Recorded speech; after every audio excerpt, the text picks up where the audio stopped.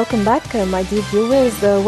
Today's main topic tackles the Egyptian experience for a travel writer and the owner of an online airline project. We are pleased to be joined today in this program, Cairo Local Time, on Nile TV International, with Mr. Bassem Mohammed, who is going to talk about his experience in traveling and more information on this project. Welcome, sir. Welcome very much. Thank you very much, and I'm so happy to be on Nile TV today. It's our pleasure. Thank you very much. Well, I would like that you introduce yourself and tell us about your current activities. Actually, I consider myself, I'm Bassem first. I'm Bassem, travel writer from Egypt and travel photographer as well. I was a tour guide before, and I have master's degree in tourist guidance. And I was also ex-cabin crew in Emirates Airlines in Dubai. And now I'm the owner of Online Airline. It's a travel project, but online. Okay, so can you explain more about this project?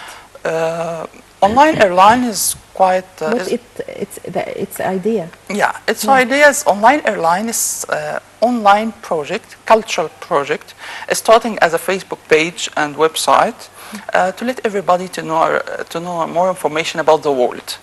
In other words, if you don't have enough budget to travel, so you can just look to the internet with any internet device and see the world around you. So you will have the experience of traveling, but through your screen, through the internet, through Online Airline.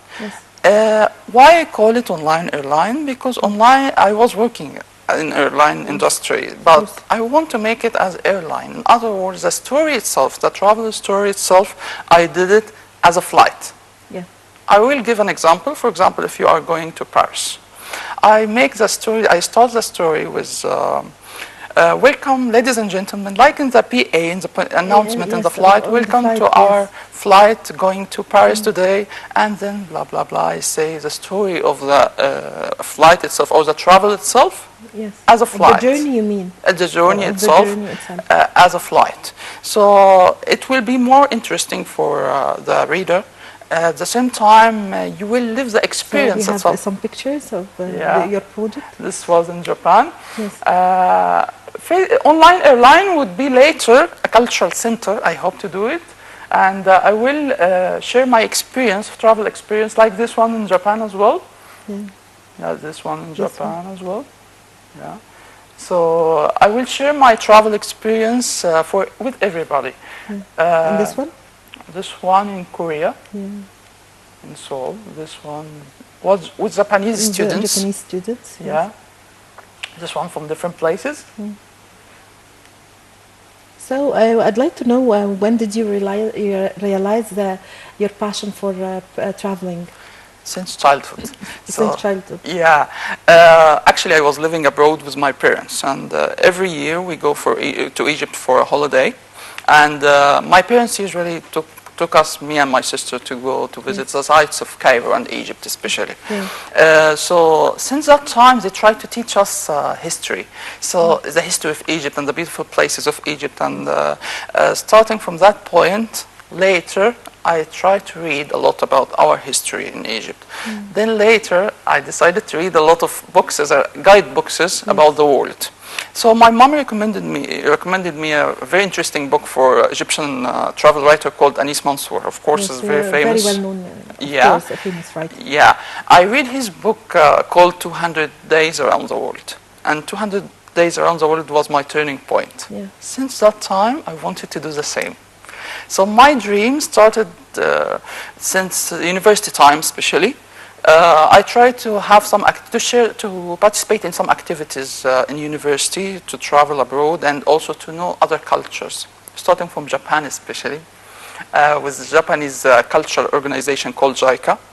I tried to learn their culture first, and then later, after graduation directly, I started to travel abroad, and I decided to go as a tourist guide. I worked to work as a tourist guide.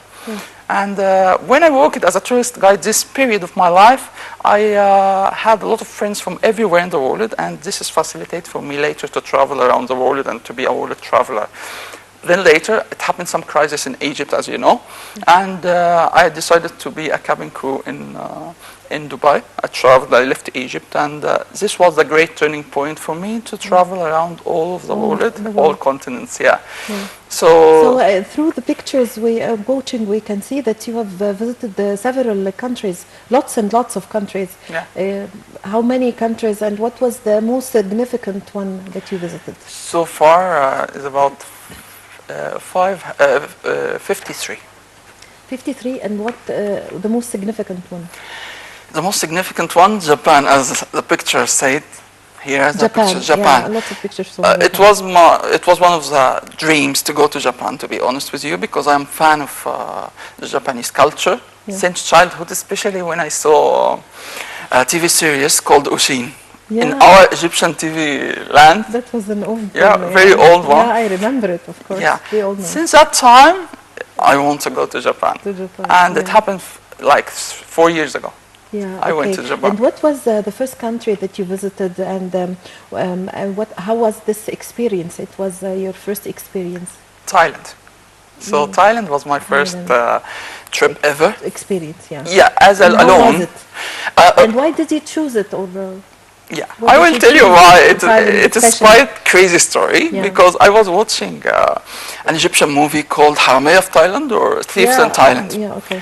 And suddenly in this day, same day, I think, why not to go to Thailand? So I decided to search for the visa process. So drama affects your life. A lot. Your career. Believe me.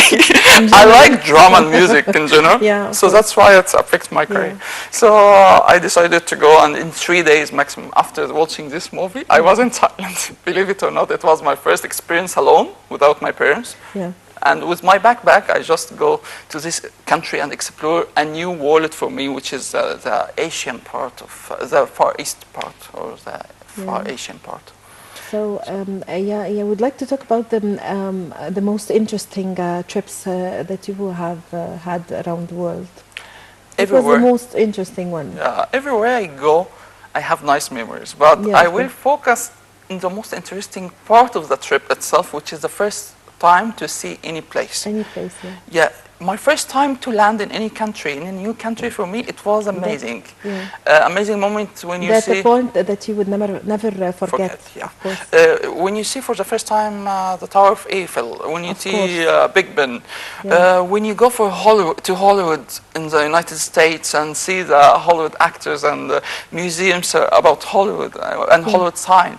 So every country, every experience you do for the first time, it was the most interesting point. Of course. But I have some interesting experiences that I done, like safari in Africa, like with wildlife. Of course, yeah. I love animals. Yeah. So that's why I was... So let's talk here in this point about the dangerous situations that you have faced, and in which country. My second trip ever in my life, it was to Malaysia. Malaysia, okay. Yeah, and my most dangerous situation happened for me during traveling, not just only during traveling, in all my life. It was in jungles, in a place called... in Malaysia. In Malaysia. There are a lot of tropical jungles. Of course. Yeah. There is a place called Cameron Highlands. Nearby Cameron Highlands, there is a small village called Tanarata. Nearby Tanarata, there are many jungles. Some of them are quite famous there, called Robinson Falls. After Robinson Falls, it was about 1.5 hours by walk only, because this is the only way to go. There's beautiful jungles, but it needs to explore by walk only, and it's quite dangerous place. It's not safe. Honestly, I discovered a new side in my personality during this situation. I was walking behind a waterfall, this unsafe place. And suddenly, it was, I will describe it for you, it's like a very narrow passage, very slippery. So if you fall down from this passage, it's like a mountain. So if you fall down, you will fall down in a river and waterfalls. Beautiful nature, definitely. On the other side, a lot of forests and trees, full of snakes and insects and blah, blah, blah. Suddenly I found a hyena, or a wild dog. And this is a very aggressive animal. It can eat you. And it was the most critical situation happened for me in my life. So what I can do now, I don't have any choice, because if I run, maybe I will fall down in this mountain. So I said the final prayer inside myself, and even I don't have enough time to say goodbye for my family, because the network of my mobile phone was gone. There's no network. So I remember like my story of life at that time. It's quite dramatic, a little bit, and I will die here. No, but I remember like something, I saw it from documentaries, because I used to watch documentaries in National Geographic and something like this. This kind of animals, they can smell hormones of adrenaline, the fears inside you. So if you could control yourself inside. And stay calm. Yeah. That would. So you control yourself and your stress. As much as you can. As much as you can. It was about 30 seconds. And he just looked at me and went away on the other side. And believe me, I was running after later to return back to the nearest village. You're a very strong person to face this experience. I didn't realize that I was strong until this situation. Yeah, because you have no other choice. You have to be strong. Yeah, but you have to be strong and face it. Yes. And I discovered that I can be strong in this critical situation or any other critical situation since that time. Yeah. So I would like to ask you about what was the country that you visited, and you found it completely different than the picture or than you imagined it. Yeah.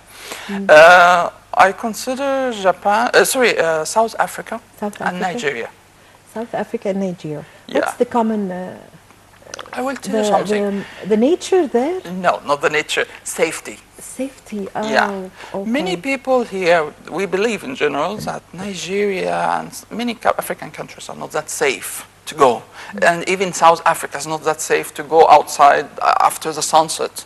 Yes. But honestly saying, I feel safe there. I was walking around even at night. Yes. It was okay.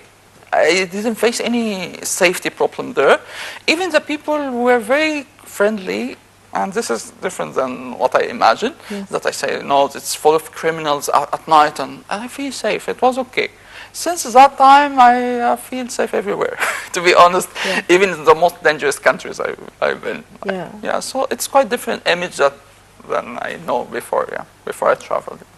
Now we are going to watch a special promo for you, sir, and we thank you very much for joining Nile TV.